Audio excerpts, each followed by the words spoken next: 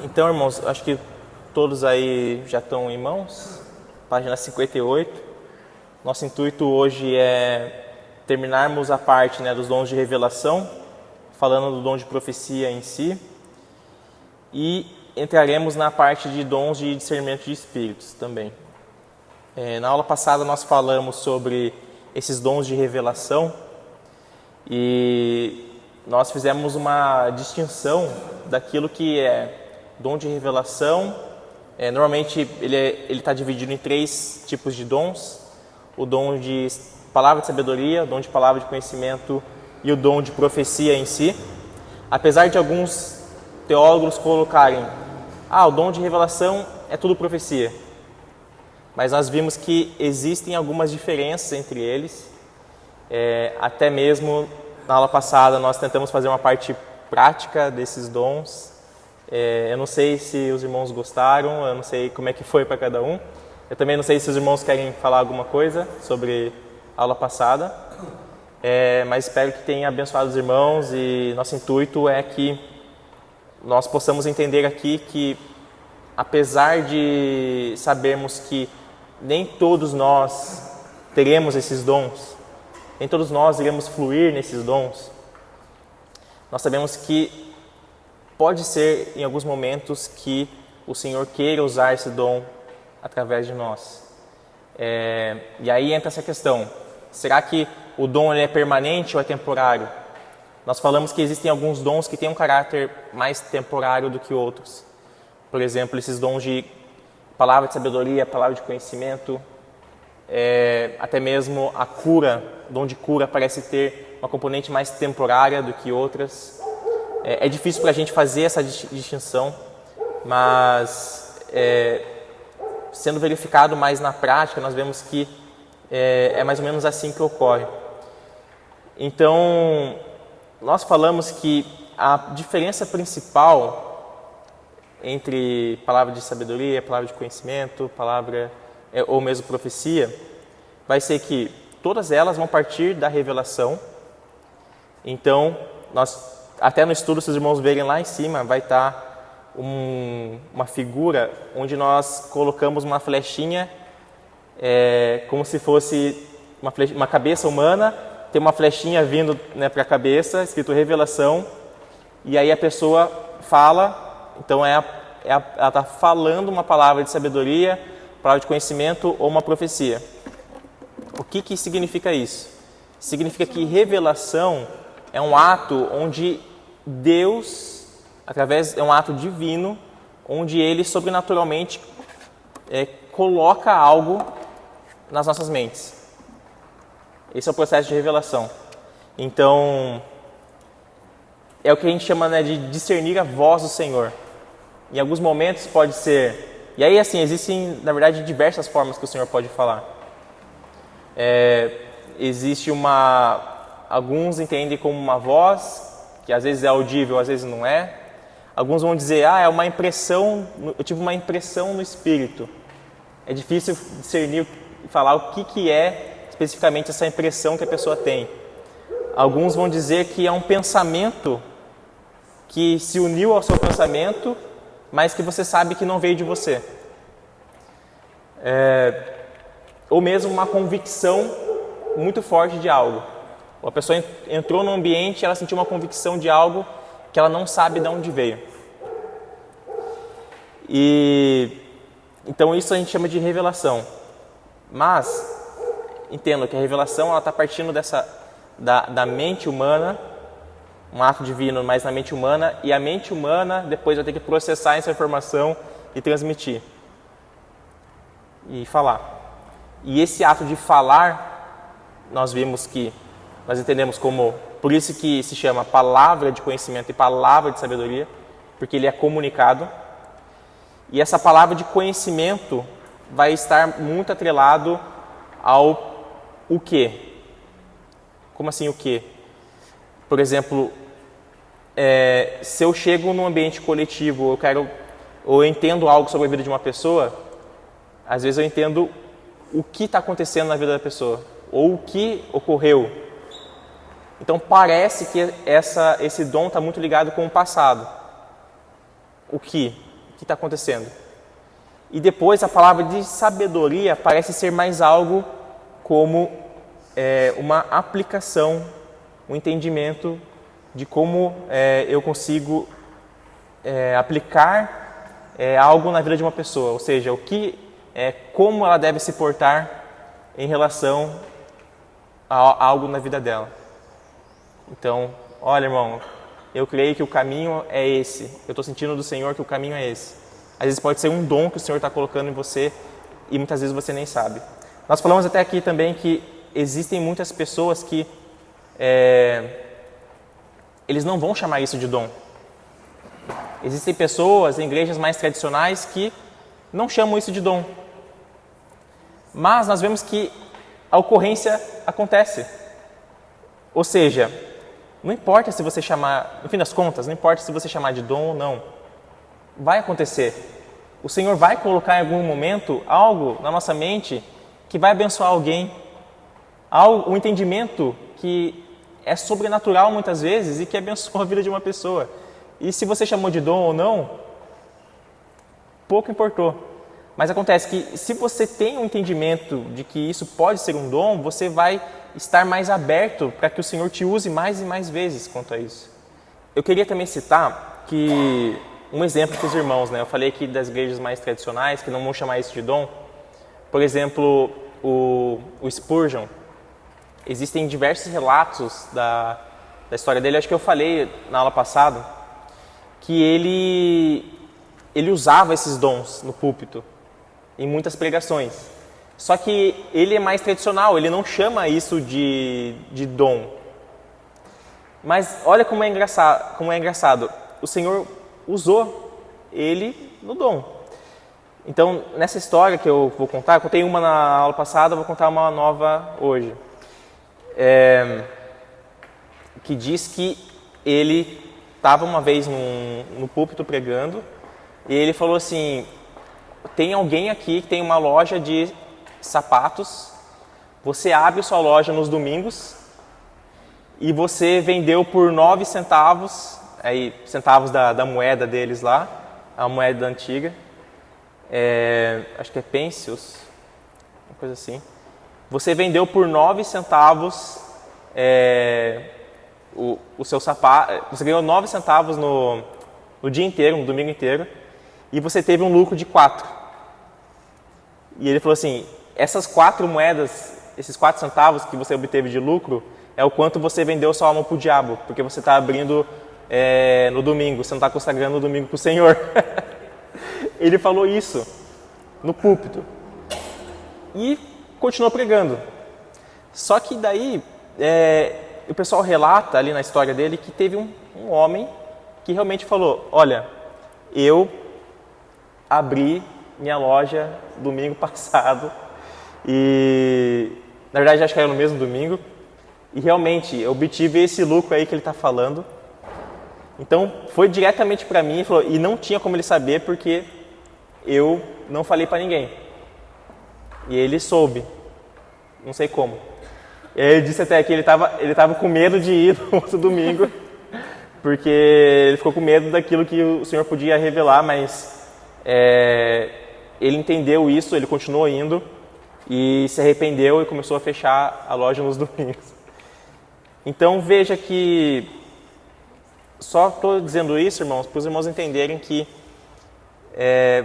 nós podemos chamar de dom ou não chamar, não importa muito, mas saibam que, é claro que para nós importa, mas saibam que o Senhor vai usar. De qualquer forma, o Senhor vai usar. E a pessoa pode falar que, não, eu estou trazendo um ensino, alguma coisa, mas o processo de revelação, ele acontece. E o Senhor vai usar quem Ele deseja. Ok. Mas, hoje nós queremos nos atentar e falarmos sobre profecia. Profecia, alguns vão dizer que, diferentemente das palavras de sabedoria e de conhecimento, vai estar relacionada vai tender a estar mais relacionada com coisas do futuro. Só que, irmãos, profecia não é somente coisas relacionadas ao futuro, tá? Nós falamos aqui, né, que tem uma frase que nós usamos até na aula passada que vai dizer que profetizar é trazer na linguagem humana os pensamentos e o coração de Deus. Eu acho isso muito bonito, uma frase muito bonita para entendermos o que é profecia. É basicamente o ato de entendermos algo do Senhor, um pensamento de Deus que Ele está compartilhando com alguém, ou o coração dele em relação a alguma coisa que precisa ser trazido na linguagem humana. E esse ato vem do Senhor usar pessoas, usar humanos falhos para trazer esse entendimento. E é óbvio, irmãos, o Senhor usou diversas pessoas no passado e continua usando. Obviamente, nós entendemos que nós temos a profecia principal, que são as Escrituras, e as Escrituras são a nossa base de fé e prática, as Escrituras são a nossa régua de medir. Toda profecia precisa estar submetida às Escrituras, mas o Senhor Ele continua ainda falando hoje com pessoas. Não no sentido canônico de acrescentar algo às Escrituras ou retirar algo, mas no sentido de revelar algum pensamento, revelar alguma intenção do coração de Deus para o nosso dia a dia, para que possamos viver de forma adequada até mesmo à palavra canônica. Então, em 1 Coríntios 14, versículo 3, irmãos, é descrito nas Escrituras qual é o objetivo do dom de profecia. Paulo vai falar qual é. Nós já falamos aqui em diversas aulas, mas acho que vale a pena repetir. Paulo vai dizer assim: mas quem profetiza o faz para edificação, encorajamento e consolação dos homens. Quem fala em língua a si mesmo se edifica, mas quem profetiza edifica a igreja. Gostaria que todos vocês falassem em línguas, mas prefiro que profetizem. Quem profetiza é maior do que aquele que fala em línguas, a não ser que as interprete para que a igreja seja edificada. Então o foco principal é a edificação da igreja, mas por meio da edificação, encorajamento e consolação dos homens.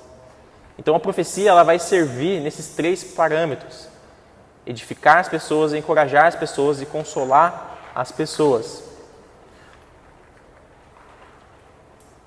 Ok, mas, irmãos, se pensarmos bem, algumas pessoas vão poder argumentar o seguinte, e é um ótimo argumento. Ok, se profecia serve para edificar, consolar, encorajar, o ensino também serve. A pregação também serve. A oração também serve. E é verdade, irmãos. Oração, o ensino, a pregação também serve para encorajar, para consolar, para edificar. Como a gente lida com isso? E aí vai acontecer o quê? Aí que entra as divergências de pensamentos. Porque alguns vão argumentar, então eu posso me atentar ao ensino. E a partir disso as pessoas vão continuar sendo encorajadas, consoladas e tudo mais. E outros vão falar, então eu posso focar na oração, posso focar em outra coisa que não seja a profecia. Mas veja bem, para nós está claro que precisamos estudar e precisamos orar. Nós fazemos essa distinção, nós entendemos o objetivo de cada uma delas, apesar de, no fim das contas, servirem para a mesma coisa, para um encorajamento, para uma consolação. Mas nós entendemos que precisamos estudar, precisamos orar, e existe um momento de pregação. Então, na nossa cabeça está muito claro que essas 3 coisas funcionam bem conjuntamente, mas no fim das contas elas vão ajudar de forma semelhante. Elas vão ter o seu resultado sendo algo semelhante. E da mesma forma, eu queria colocar aqui, irmãos, que a profecia pode ser algo assim também. Por que com a profecia nós simplesmente excluímos e dizemos, ela não serve? Mas as demais coisas servem, apesar de também terem o mesmo resultado. E outra coisa, irmãos, eu queria dizer para os irmãos que a própria Escritura, também vai distinguir essas duas coisas como coisas diferentes. Por exemplo, eu não vou entrar na passagem, mas os irmãos podem ver depois, Atos 13, ali no início já é falado que existia uma comunidade onde tinham profetas e mestres. Aí vai citar Barnabé, vai citar outras pessoas que estavam ali. Essa distinção está clara numa ideia de que existiam aqueles que profetizavam a igreja e aqueles que traziam o ensino à igreja.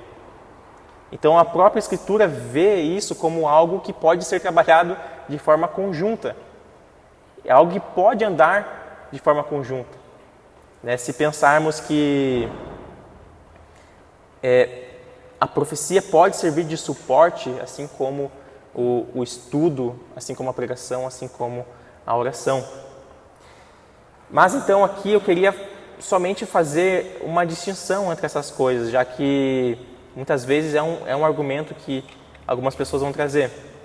Sim, se nós vemos que isso parece ser claro ali na igreja primitiva, acho que é essa a pergunta, né?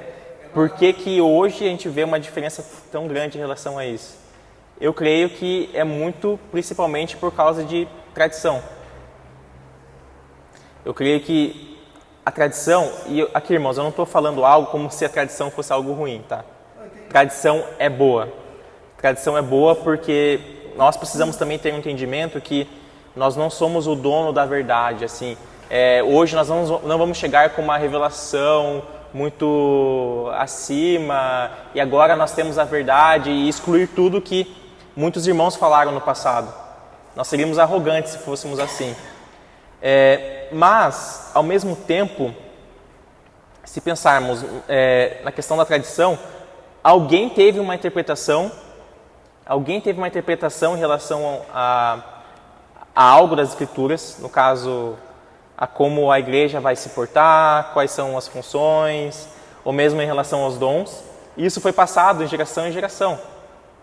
Então, hoje, você vê algumas correntes que estão muito fixadas nisso. É assim e ponto. E eu acho que o próprio protestantismo acabou liberando essa questão, né, de você ter diversas visões diferentes. Acho que até mesmo no âmbito mais reformado, tradicional, você vai ver pessoas que são mais influenciadas por pensamentos de Calvino, outros de Lutero, outros de Zwinglio. Então, assim, como é que fica? Na verdade, porque eles pensavam coisas diferentes e essas correntes seguiram adiante. E estão muito baseadas na interpretação desses homens que são homens extremamente inteligentes, mas que, obviamente, eles têm divergências de pensamentos em alguns assuntos. E acho que até esse ponto, a divergência em pensamento de alguns assuntos que a gente vai querer trazer aqui, tá? Porque tem a ver também com profecia. Achei perfeita a colocação. Eu ia falar justamente sobre isso. A gente viu nas últimas aulas sobre história da igreja, por exemplo, que muitos erraram nesses dons. E muitos se utilizaram, como a irmã falou, como se fossem os donos da razão e os donos dos dons. Mas que realmente não são. E eu acredito que a igreja, por si só, entendeu que para acabar com isso, para acabar com esses erros, se fechou em relação a isso, né? Porque quando os dons acontecem nas igrejas, acontece muita coisa que talvez não seja correta, mas que é necessário que a igreja possa aprender através das Escrituras como não cessar os dons e como dar uma prática correta a esses dons espirituais. Porque a maioria das igrejas, quando acontece alguma coisa ali no meio do culto, alguma coisa, a primeira coisa que a igreja quer fazer é cessar aquilo. Porque é algo que talvez não aconteça. Não estou falando da nossa igreja, né? Claro. Algo que não aconteça é recorrente na igreja, né? Ao invés de estudar e querer poder entender aquilo que está acontecendo ali. Então, eu acho que falta realmente o entendimento das Escrituras, o entendimento que o Espírito pode também trazer uma revelação diante de todos os irmãos e que pessoas também vão errar. Eu acho que esse é o maior entendimento. As pessoas erram. E não é porque a pessoa errou no passado que ela não pode talvez ser usada por Deus. E também tem o entendimento daquilo que o Cláudio vai falar depois, que pessoas são usadas por Deus, mas elas também podem não estar sendo, por exemplo, Deus acreditar que aquilo que ela faz é correto. O Cláudio vai falar depois dessa questão, mas que a gente vê no própria história que muitas pessoas quiseram acabar com os dons espirituais por conta de pessoas que erraram. Em 1 Coríntios, quando Paulo vai dar a carta para a igreja, ele fala que eles têm possivelmente todos os dons do Espírito, mas que os pecados estavam acontecendo ali na igreja, pecados absurdos. Paulo não repreende os dons, né? Ele dá a forma correta de se praticar os dons espirituais, que é uma maneira de se utilizar para vencer o pecado, por exemplo, né? Assim, irmãos, como posso ver?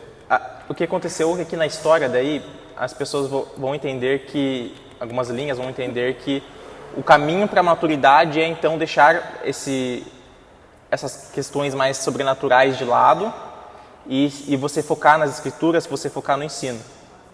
Basicamente o que aconteceu é isso. Só que quando a gente entende o que as escrituras falam sobre maturidade, você vai entender que as escrituras vão falar, por exemplo, nesse contexto que a Júlia comentou, 1 Coríntios, uma igreja cheia dos dons, mas uma igreja cheia de pecados.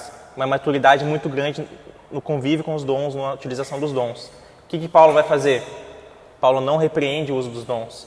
Ele vai dizer, tem um caminho mais correto, esses dons têm que estar fundamentados no amor e esses dons precisam ser organizados. E Paulo não destrói os dons. Ele não destrói, ele vai falar, eu quero que todos profetizem, todos podem falar em línguas, não repreendam falar em línguas. E Paulo não vai falar, deixem de lado os dons, foquem no ensino. Isso não existe, irmãos. Ou seja, nós somos protestantes e dizemos que somos totalmente sola Escritura, somente a Escritura. Nós falamos com os católicos, olha, nós somos sola Escritura, nós entendemos que só a Escritura ela vai falar o que nós devemos nos portar, como devemos agir. Daí, o que a gente faz no dia a dia? Vai lá e adiciona uma questão que não está na Escritura, sabe? Um entendimento que não está. Sendo que as Escrituras são claras em relação a isso. Então, assim, vocês, na minha visão, estão fazendo igual os católicos estão fazendo. Eles adicionam tradição às Escrituras, um entendimento ali da igreja, e segue assim. Eles fazem isso, então, sabe, é similar ao que eles fazem. Então, a gente precisa resgatar um pouco dessa sola Escritura. Vamos ver o que a Escritura fala sobre isso? Eu sei que tá o cara. Exato. Ou seja, o caminho para a maturidade em relação aos dons não é deixar eles de lado, mas sabemos organizar, sabemos nos portar. Existirão momentos onde teremos coisas que são difíceis de discernir, mas precisam ser discernidas. Existirão momentos onde as coisas podem parecer fugir do controle, mas teremos que lidar com essas coisas. Sabe, o caminho para o cristianismo não é um caminho fácil. Vai ter todo mundo aqui ficar como um robozinho. É um robozinho e Deus quer isso, quer um robozinho, quer uma fábrica. Deus não quer uma fábrica, Ele quer um corpo. Ele quer um corpo pulsante, pessoas que amam o Senhor. E, óbvio que isso precisa ter organização, mas também tem que ter vida, sabe? Eu já falei aqui também que eu acho que o contexto ocidental é um contexto muito grego, do intelecto. Então a gente quer discernir muitas coisas pelo nosso intelecto. Só que veja bem, pela filosofia judaica, ali do primeiro século, das pessoas que andaram com Jesus, essas manifestações não estavam desconectadas da intelectualidade, não estavam desconectadas do conhecimento, do saber. Essas manifestações ocorriam. Pessoas eram curadas, existiam manifestações, profecias, existiam pessoas que buscavam entender mais as profecias, existiam escolas de profetas no contexto judaico antigo. Então, ou seja, para eles essas coisas não eram desconectadas do dia a dia de ser um fiel ao Senhor, né? Não vou dizer de ser cristão, porque ainda não tinha sido fundado, né, o cristianismo. E assim, eu acho assim, irmãos, a gente tem que ter um entendimento que existem camadas das profecias. Nós falamos que existem primeiramente, né, os profetas do Antigo Testamento, que hoje não existem pessoas que se movem de acordo com esses profetas do Antigo Testamento. Os profetas, quando eu falo profetas do Antigo Testamento, eu estou falando dos profetas que estão registrados nas Escrituras. Existiam, nós falamos, outros profetas no Antigo Testamento que também falavam e nunca foram registrados. Mas nós entendemos que esses que foram registrados têm um nível de autoridade acima, canonizados, assim como os primeiros apóstolos tinham essa palavra de trazer uma doutrina, por assim dizer, né? Trazer uma aplicação da lei do Senhor. Existem esses. E existem os profetas hoje, de ofício, nós falamos aqui, pessoas que foram chamadas de fato para serem profetas, de acordo com o Novo Testamento, esses estão abaixo, e eles podem servir a igreja nesse ofício, nessa função do profeta, nós falamos em outras aulas. E existem aqueles que se movem num dom de profecia, que não vão ser profetas, mas são pessoas que se movem num dom de profecia. E existem todos os outros crentes. Por que eu estou colocando eles em todas as camadas? Porque lembra aquela visão de Moisés que nós falamos aqui, que ele entendia que, olha, como bom seria se todos pudessem profetizar. Depois nós temos o profeta Joel falando, né, que no fim dos tempos o Senhor derramaria o Espírito e todos poderiam profetizar, não teria distinção de pessoas. Então assim, nós temos o Espírito Santo e todos nós somos uma comunidade profética. O Senhor tem uma comunidade profética. Os crentes são, por assim dizer, de algum modo, pequenos profetas, porque nós carregamos uma mensagem que é profética. Nós carregamos o Evangelho do Senhor, que é o Evangelho desse reino que vai vir, que nós não conseguimos enxergar ainda, mas que está próximo. Nós carregamos uma mensagem das coisas que irão acontecer. Como que isso pode? Como que pode? A gente carrega isso, porque nós carregamos a mensagem profética maior, que são as Escrituras. Então, de algum modo, nós fazemos aplicações proféticas também do que vai acontecer. Quando nós pregamos o Evangelho para alguém, nós estamos comunicando uma mensagem profética. Olha, o juízo vai acontecer. Se arrependa enquanto é tempo, porque uma hora o Senhor vai fazer distinção. É salvo ou não é salvo? Então nós, de alguma forma, também somos profetas em algum nível. Se isso parece tão absurdo, né? A gente crê que o Senhor pode trazer algo na mente das pessoas, que o Senhor pode trazer profecias. Parece tão absurdo. Se parece tão absurdo para nós, irmãos, eu creio que a gente precisa fazer então uma reflexão do Deus que a gente serve. Por quê? Porque nós cremos, de acordo com as Escrituras, que esse Deus, em um determinado momento, tirou um povo de uma terra, e aí tinha um mar de frente para esse povo, e Deus falou para o camarada, bateu o cajado lá, e o mar dividiu no meio. Daí esse povo passou no meio do mar, e depois, quando tentavam alcançar eles, o mar fechou. É esse Deus que, em determinado momento, falou para um camarada, quando nunca tinha chovido ainda, construa uma embarcação, porque vai chover. E ele nem sabia o que significava essa chuva. Mas ele, acho que de alguma forma, entendeu que era muita água. Não, é muita água que vai acontecer. O cara entrou nessa arca, e animais entraram na arca também. Do nada, assim, começou a entrar animal na arca. E a arca fechou, choveu, e ele se salvou e sua família. Então, assim, nós vemos coisas que, por um pensamento ocidental, são muito esquisitas nas Escrituras. São muito esquisitas. Mas estão lá, a gente crê nesse Deus. Não, e a gente crê nesse Deus que esse homem grandioso morreu numa cruz, foi colocado numa tumba, e 3 dias depois ele estava aparecendo para um monte de gente. É esse Deus, esse Senhor que a gente tá falando aqui. Sabe? É desse Senhor que a gente está falando aqui, comunicando.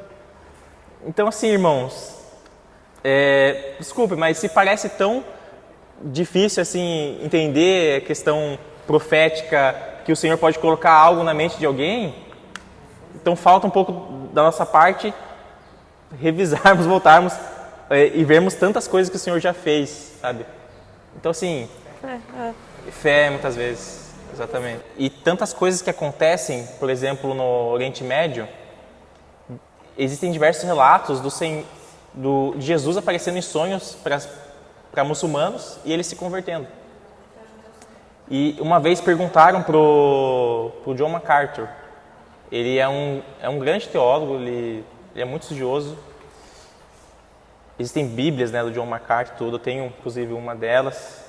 Eu respeito ele nisso, mas não respeito no sentido dele, quando ele fala sobre os dons espirituais. Ele é um sensacionista assim, dos mais ferrenhos, né? Perguntaram para ele sobre essas manifestações entre os muçulmanos. E ele dizendo que não é Jesus, porque ele não crê em sonhos e visões para os dias atuais. Simplesmente não é.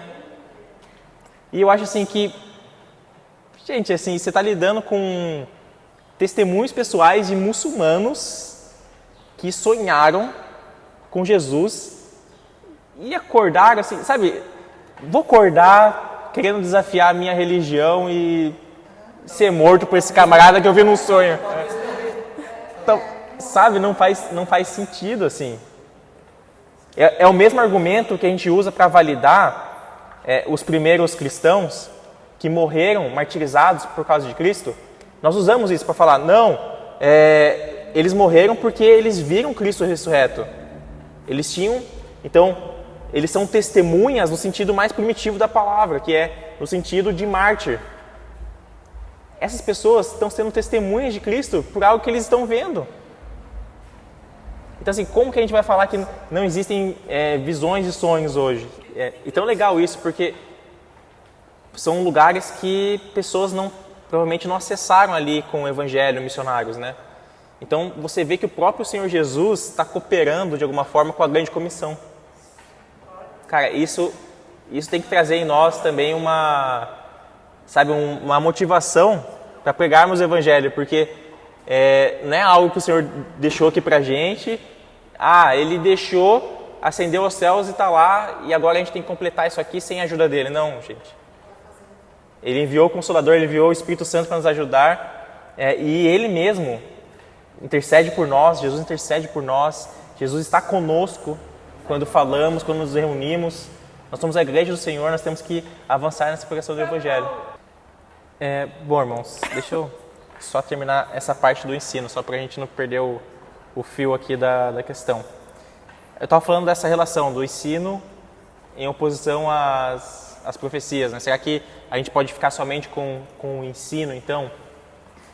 Bom, primeira coisa que as Escrituras, elas não falam de abandonar as profecias. Pelo contrário. Se nós lembrarmos, nós já falamos aqui em outras vezes, né, em outros estudos, que a ordenança apostólica quanto à busca dos dons, ela é a seguinte. Por exemplo, em 1 Coríntios 14, versículo 39, Paulo fala assim: portanto, meus irmãos, busquem com dedicação o profetizar e não proíbam falar em línguas.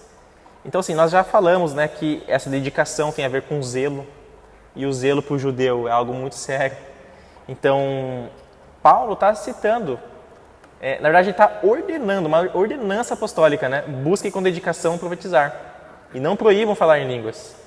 Então, tem uma ordenança aqui apostólica quanto a isso. Ele não faz oposição então, irmãos, deixem de lado as profecias e foquem nas Escrituras. Acho que para a mente judaica, isso nem existia essa possibilidade. Acho que é algo, até mesmo um problema muito recente na história. E outra coisa, nós também temos que entender que o próprio ensino das Escrituras, ele pode ser falho. Por que eu estou falando isso? Nós já falamos aqui que tem diversas tradições, diversas doutrinas possíveis, e diversas opiniões sobre coisas nas Escrituras. Tem gente que crê nos dons, tem gente que não crê. Tem gente que crê que Cristo ele tem duas vindas futuras. Tem gente que vai crer que Cristo vem depois da grande tribulação. Tem gente que vai crer que vem antes. Tem gente que crê que quando Jesus vier, ele vai instaurar um reino físico, um reino messiânico aqui em terra. Tem gente que crê que Jesus vai levar todo mundo para o céu. Tem gente que... Bom, posso falar diversas doutrinas aqui.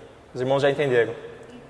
E essas doutrinas estão sendo pregadas em púlpitos e estão sendo pregadas por pessoas que têm dom de ensino.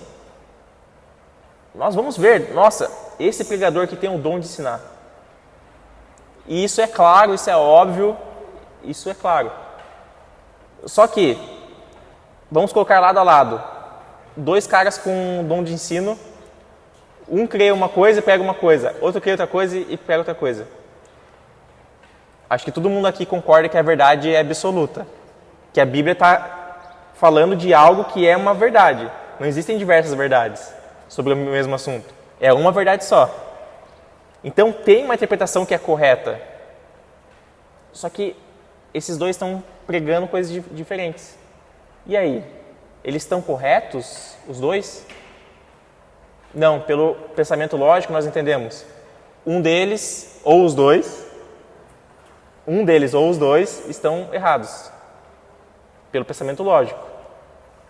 E como é que fica? Então o ensino de um ou dos dois é um ensino falho. Porque não é o que vai acontecer ou não é o que a Escritura está realmente querendo dizer. Então, quanto ao ensino, nós já entendemos que pode haver falhas. E isso é algo que nós já absorvemos, entendemos e usamos isso. Só que com a profecia, nós não entendemos a mesma coisa, nós não fazemos a mesma aplicação. Ou seja, esses mestres, eles são fiéis ao Senhor. Eu não estou dizendo que eles não são. Eles são fiéis ao Senhor, mas eles creem, têm pensamentos diferentes. Ou compreendem de formas diferentes ali os ensinos bíblicos. Mas, assim como no ensino você precisa ter um zelo na transmissão, e eu creio, esses homens são zelosos. Eles acreditam que eles estão corretos nesse assunto. Mas, na prática, um deles está errado ou os dois estão errados.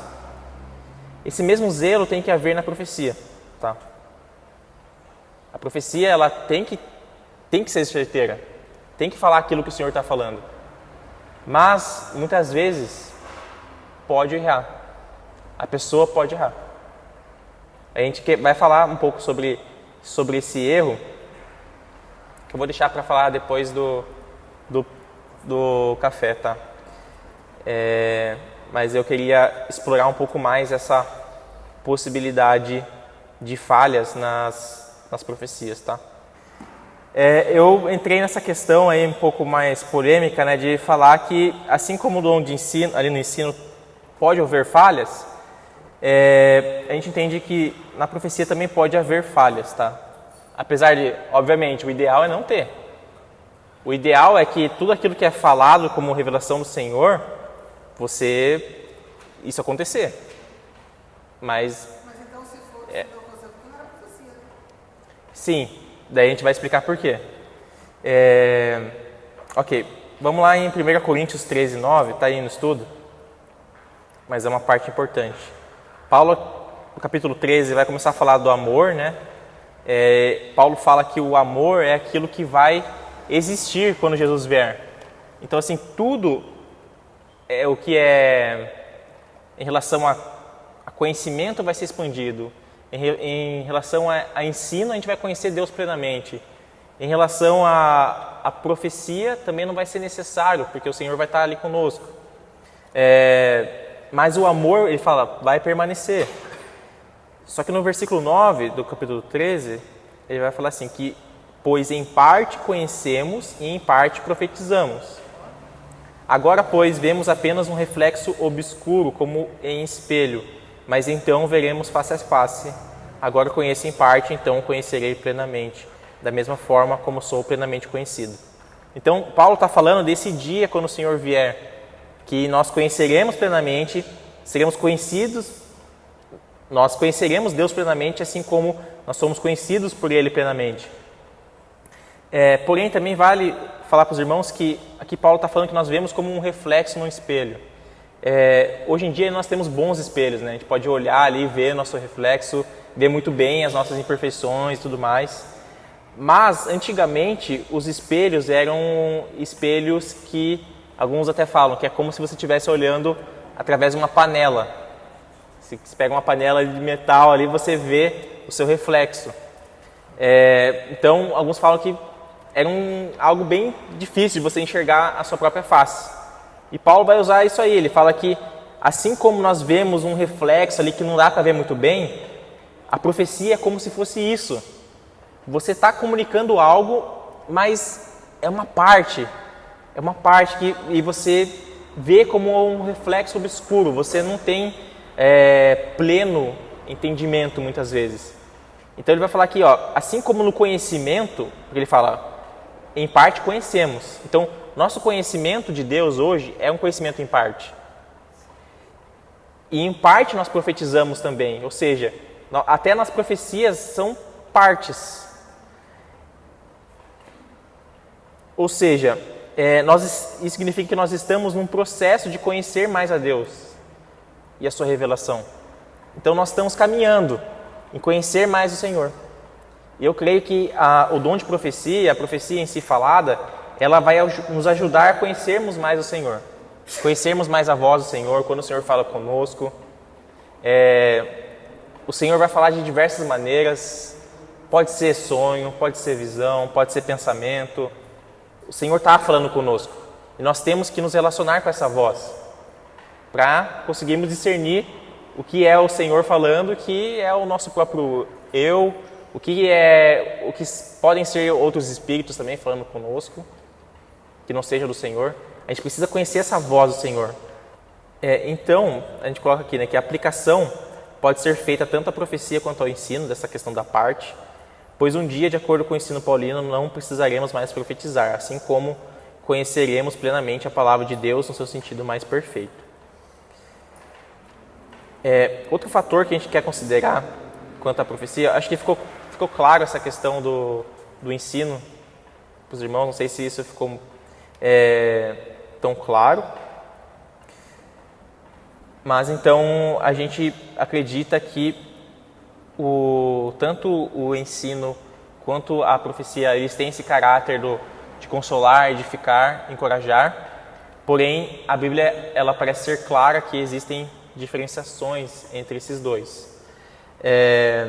E que você pode, em algum momento, ter falhas nesse processo, porque principalmente envolve o caráter humano. Aí. Eu tinha colocado aqui, mas eu não encontrei. Acho que está ali em cima. Sim, agora eu entendi, estava ali em cima. Eu acho que vale a pena falar. Por que acontece essa questão das falhas? Porque o Senhor, Deus, Ele sempre vai falar algo que é infalível.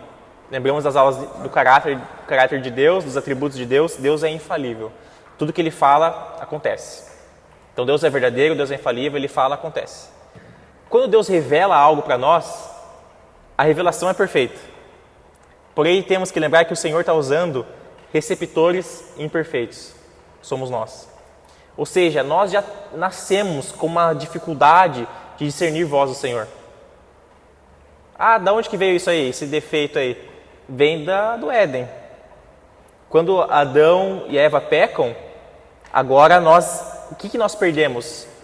Nós iremos pecar, nascemos com essa natureza do pecado, mas ao mesmo tempo, gente, nós perdemos comunhão com Deus. E comunhão, eu creio que é a questão fundamental do relacionamento com Deus. Sabe, Adão sabia discernir que Deus estava chegando ali, ouvindo os passos de Deus. Adão, conhecia o Senhor, via Ele de alguma forma, face a face, ali. Então Deus encontrava com Adão, e Adão tinha essa comunhão perfeita com Deus, que foi perdido depois do Éden. Então, assim, eu imagino que Adão perdeu muita coisa. E ele entendeu isso depois, posteriormente. Ele perdeu esse relacionamento com Deus. Então, nós, de alguma forma, nós já nascemos com isso. Nós não sabemos relacionar com Deus. Então, imagina só, nós temos que nos converter para conhecer a palavra de Deus inicialmente. E aí é todo um processo de conhecer a Deus e nos relacionarmos com Ele. Só que tem pessoas que vão conhecer a Deus inicialmente um pouco mais velhas. Então você vai ter um pouco menos de tempo para você se relacionar com Deus e conhecer Ele. Outras já têm a sorte, entre aspas, de conhecer o Senhor mais cedo. Então pode desenvolver uma vida toda de relacionamento com Deus.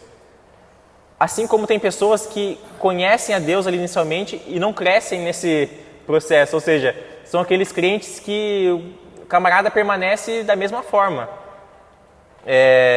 O cara tem, 50 anos de igreja e você não vê assim, um crescimento no relacionamento com Deus. Porque ele nunca quis ouvir a voz do Senhor e crescer nessa revelação e aumentar horas de oração. E nessa oração deles, muitas vezes, não é uma oração que ouve o Senhor, é uma oração de quem fala com o Senhor somente. Gente, a gente tem esse problema. Muitas vezes, na nossa oração, só nós falamos. E aí a gente perde a questão do diálogo, de tentar ouvir o Senhor. Muitas vezes nós ouvimos o Senhor pela própria palavra mesmo, né? Às vezes você está ali meditando, o Senhor fala com você. Só que às vezes tem que parar um pouco ali. O Senhor está falando comigo. Senhor, fala mais comigo. Sabe assim, e ir conversando com Deus. Tudo isso a gente precisa aprender, irmãos. E é um processo, tá? Todos nós temos que aprender. Até que o Senhor venha. Então nós somos falíveis por causa disso. Então Deus já está usando pessoas infalíveis. Apesar dele ser infalível e a revelação dele ser infalível. Então o receptor já tem falha. E depois disso, a própria profecia, quando chega à mente das pessoas, ela tem que ser interpretada. Então o Senhor revela algo e precisa ser interpretado, esse algo, para a pessoa poder falar. E além de ter que ser interpretado, precisa ser aplicado. Então a pessoa precisa falar. E aí, veja bem, pode ter erro nessas 3 camadas aí. Tanto a pessoa que recebe, ela pode não ouvir muito bem o que o Senhor está falando. Ela pode não conseguir interpretar muito bem o que o Senhor está falando. E ela pode falar totalmente errado. Ela pode falar algo, só que aí às vezes ela acrescenta alguma coisa que Deus não falou. Ou ela interpretou de uma maneira errada e ela leva assim, Deus falou isso aqui, ela leva para cá. Então isso pode ocorrer, irmãos. Da mesma forma que o ensino, apesar da Bíblia ser a revelação perfeita, a pessoa pode interpretar de uma maneira errada. Você pode ter as mesmas camadas ali da profecia aplicada para o ensino. E a pessoa levar totalmente para o outro lado o que a palavra de Deus quer dizer. Então o que eu estou querendo lançar à luz aqui, irmãos, é de que a profecia ela pode falhar ocasionalmente porque Deus usa pessoas falhas nesse processo. Por isso que nós precisamos sempre julgar aquilo que é falado. As profecias são julgadas de acordo com as Escrituras, são julgadas em todos os momentos. Ninguém está falando aqui como se fosse o próprio Deus falando. Isso precisa estar muito claro a nós. E depois, eu quero falar para os irmãos que existe uma outra relação aqui à profecia, de que ninguém perde os sentidos enquanto profetiza. O ensino de Paulo vai falar sobre isso. Ele diz em 1 Coríntios 14, 32, ele fala que os espíritos dos profetas estão sujeitos aos profetas. Ou seja, Paulo está dizendo que não existe essa questão de a pessoa profetizou e é como se ela perdesse todos os sentidos dela. Paulo está falando que sempre tem um controle, sempre a pessoa permite. Só que daí a gente entraria num outro âmbito, né? alguns fenômenos que são conhecidos como fenômenos de êxtase, né? Onde a pessoa ela está no momento onde ela está numa euforia muito grande, pode ocorrer uma profecia. Como que fica isso aí? Esses momentos de êxtase, irmãos, não podem ser compreendidos como uma espécie de possessão, por exemplo. O Espírito Santo nunca vai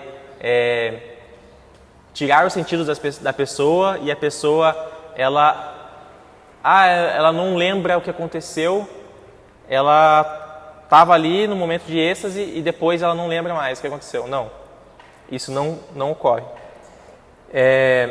A Bíblia dá a entender que o Espírito de Deus, ele parece não forçar e nem obrigar nada ao receptor.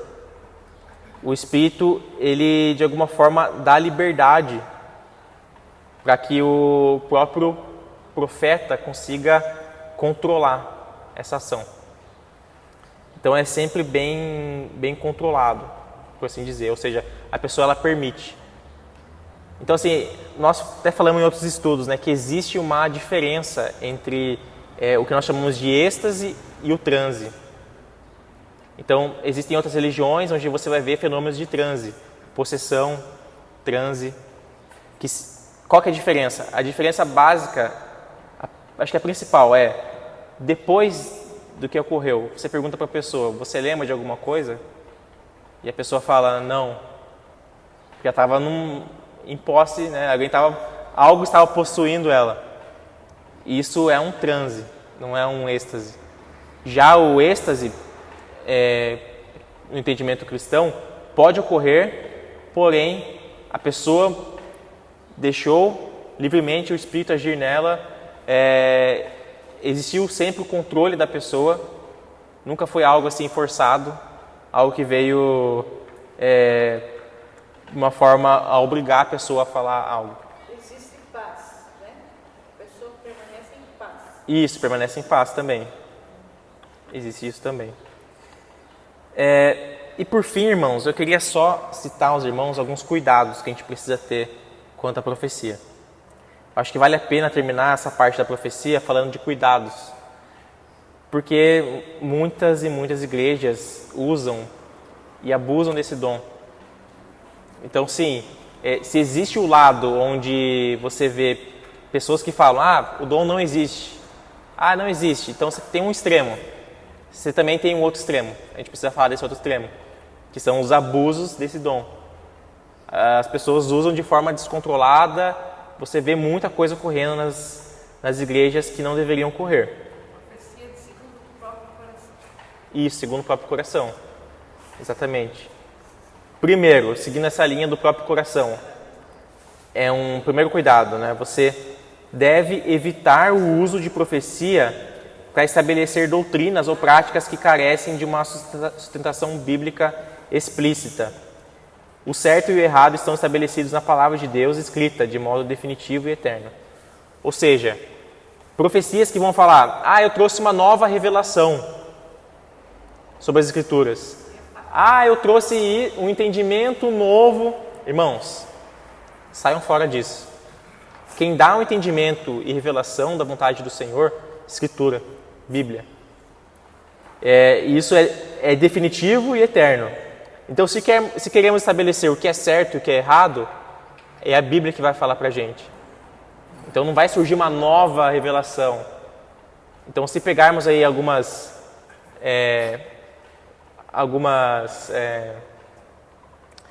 não religiões, esqueci agora, denominações cristãs, seitas, um português mais claro, algumas seitas, vão dizer que receberam uma revelação especial de um profeta ou uma profetisa. Tem um aí que fala de uma profetisa, e que alguns vão dizer que ela entendeu que o povo de Deus precisa guardar o sábado. Tá bom, mas Paulo disse para ninguém julgar vocês por dia de sábado e por outros dias festivos. Paulo fala isso. Paulo vai falar sobre isso. Então, a Bíblia fala uma coisa. E perceba que o profeta trouxe outro entendimento, uma revelação agora que vai em desacordo com as Escrituras? Segundo ponto, aliás, não apelar às profecias para definir padrões de comportamento em questões secundárias, como, por exemplo, crente pode assistir filme? Crente pode beber vinho? Crente pode jogar sinuca? Ou se envolver em outras atividades que não são proibidas explicitamente na Bíblia. Então, irmãos, vamos ter maturidade em relação a isso, tá? Quem define pode ou não pode são as Escrituras. Então, assim, eu vejo muito isso acontecendo. Gente que usa algo que Deus falou para a pessoa. Então, assim, eu não quero julgar o testemunho da pessoa. Deus pode ter falado com ela. Mas foi algo particular com ela. Daí ela quer criar uma doutrina para todo mundo. Então, eu já vi muito isso. A pessoa vai lá, Deus me falou que a música é pecado. Toda música secular é pecado. Não temos que escutar música secular. E você vai e você cria uma regra para todo mundo. Só que veja bem, você pode ter esse entendimento para você, mas você não pode criar regra para ninguém. Porque as Escrituras não criaram essa regra. Então, da mesma forma, isso pode expandir para todos os outros assuntos, sabe? Tem gente que vai assistir um filme no cinema, a pessoa já chega falando, não, mas Deus me revelou que a gente não pode assistir filme. Você fala assim, tá bom, irmão, então você não vai, deixa eu ir. Terceiro ponto, evitar o uso da profecia para divulgar em público informações negativas ou excessivamente críticas sobre as pessoas. Devemos recordar que as profecias têm o objetivo de encorajar, edificar e consolar as pessoas e não de humilhá-las ou constrangê-las. Isso acontece bastante também, irmãos. Às vezes a pessoa recebeu algo, ao invés dela ir lá e falar com a pessoa em particular, ela fala para a igreja toda. Então, eu já vi acontecendo no púlpito, a pessoa receber algo e expor a pessoa, sabe? O Spurgeon. Pois é. Só que eu acho assim que o Spurgeon, no caso, ele falou aquilo, mas ele não... Esse caso em particular, ele não expôs. Mas aquele menino da luva lá, ele deu uma... Ele expôs ele ali. Tem um menino da luva lá que ele expôs e falou, essa luva aí você roubou. E aí... E ele tinha roubado mesmo. Só que no caso, veja bem, né? Era algo realmente, ele é um roubo, né? Era algo realmente, uma conduta moral bem perigosa. Não sei daí, né? Talvez poderia ter falado ali particular, mas muitas vezes vão vir informações assim pessoais da pessoa, né? Às vezes é bom evitar mesmo ficar compartilhando isso publicamente, algo que é pessoal. Tentar colocar mais publicamente aquilo que é uma revelação coletiva. Se Deus revelou algo coletivamente para a igreja, aí sim você fala publicamente. E também cuidado para atribuirmos a autoridade governamental da igreja àqueles que têm o dom de profecia. Essa função é da liderança por meio principalmente dos presbíteros. O Novo Testamento não diz sujeitem-se aos profetas, mas sujeitem-se aos mais velhos. Que aos mais velhos vem daí a raiz dos presbíteros, dos anciãos da igreja. Então a Bíblia nos comanda sujeitarmos a esses anciãos, esses que fazem parte da liderança, e não aos profetas. Não existe uma sujeição aos profetas nas Escrituras. E muitas vezes acontece isso, irmãos. Existem algumas pessoas que têm dom de profecia e essa pessoa comanda a vida de todo mundo. Todo mundo fica atrás da pessoa. A pessoa anda para lá, a pessoa vai, profetiza na minha vida, profetiza na minha vida. Tem uma aí que é uma falsa profetisa aí, que profetiza bênção para todo mundo e perdeu a eleição. Não sei se os irmãos ficaram sabendo. Não. Eu acho que tem uma propaganda dela, profetiza. Não sei, não, acho que não. Era... Itapetininga, uma propaganda de uma... Itapetininga? Nossa. Uma vereadora que estava como profetiza o nome dela. Nossa. Tá louco. Ó, Irmãos, conselho de irmão aqui para os irmãos. O camarada colocou cargo de igreja no santinho, ali para divulgar. Pensa bem, tá? Porque ele tá usando possivelmente da religião para angariar votos que vão beneficiar ele na profissão dele. Depois, irmãos, também tomar cuidado para não desenvolver dependência de ouvir uma profecia para os direcionamentos da sua vida. Ou pior, a dependência de alguém que possui esse dom. Isso é danoso e abre brechas para a operação de falsos profetas. Então, irmãos, uma das coisas que mais acabam acarretando dependência de falsos profetas na igreja é isso. A pessoa vê alguém que tem o dom de profecia e quer toda hora que essa pessoa fique profetizando para ela. O que vai acontecer? Vai gerar uma dependência sua em relação a essa pessoa. E essa pessoa... E muitas pessoas falam isso, irmãos, que tem gente que cria tanta dependência que essa pessoa, por exemplo, ela profetiza um dia na sua vida e é uma profecia correta, dá certo. O que essa pessoa vai fazer? Ela fala assim, agora que você viu que dá certo, tudo que eu falar para você, você vai ter que fazer. Se eu falar para você pegar sua família e levar para tal lugar, você vai levar para tal lugar. Se eu falar para você mudar de emprego, você vai mudar de emprego. Tem gente que é assim, irmãos. Isso acontece na igreja. Tem que tomar muito cuidado. Se eu falar para você não casar com a pessoa, você não vai casar. Ou divorciar. Depois, resistir à pressão de profetizar na ausência de revelação divina. Se Deus não revelou, simplesmente não diga nada. A gente até falou isso na aula passada, né, na parte prática, que a gente fez assim, se Deus não falar nada, não fale.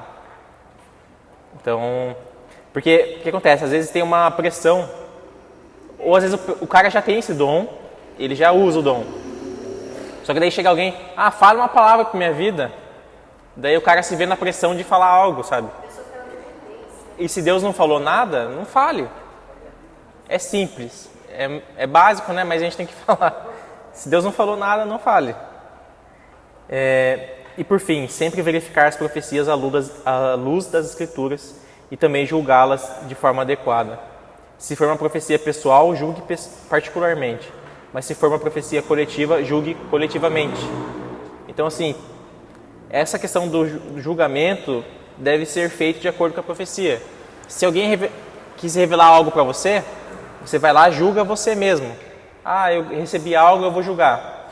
Mas se for uma profecia coletiva para a igreja, o ideal seria a igreja se unir e julgar. Imagina só se tivesse essa prática, como que seria legal, né? Você juntar ali, imagina a reunião dos presbíteros, vamos julgar uma profecia, vamos julgar algo que... Então, seria legal. Ok, irmãos, é isso, tá? Desculpa pelo tempo aí.